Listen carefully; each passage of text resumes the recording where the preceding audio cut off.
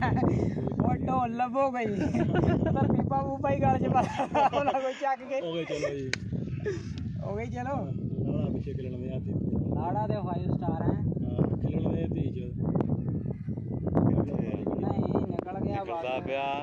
ਲੈ 5 ਸਟਾਰ ਤੇ ਚੰਗਾ ਭਜਿਆ ਗਿਆ ਬਲਦ ਪਾਲੇ ਚੰਗਾ ਪੈਣ ਦੇ ਆ ਨਿਕਲ ਜਾਣਾ ਨਿਕਲ ਉਹ ਪਾਲਾ 22 ਸਟਾਰ ਭਾਈ ਅੱਗੇ ਆ ਉਹ ਨਿਕਲ ਗਿਆ 5 ਸਟਾਰ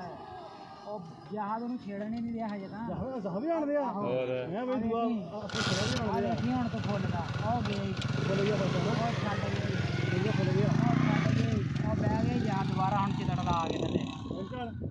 ਆ ਬਹਿੰਦਾ ਇਹ ਨਹੀਂ ਬਜਾਣੇ ਚੰਗਾ ਗੱਡੀ ਹੁੰਦਾ ਚੰਗੀ ਗੱਡੀ ਲਾ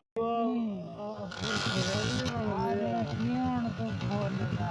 ਉਹ ਗਈ ਫੁੱਲ ਗਿਆ ਉਹ ਛੱਡ ਗਈ ਫੁੱਲ ਗਿਆ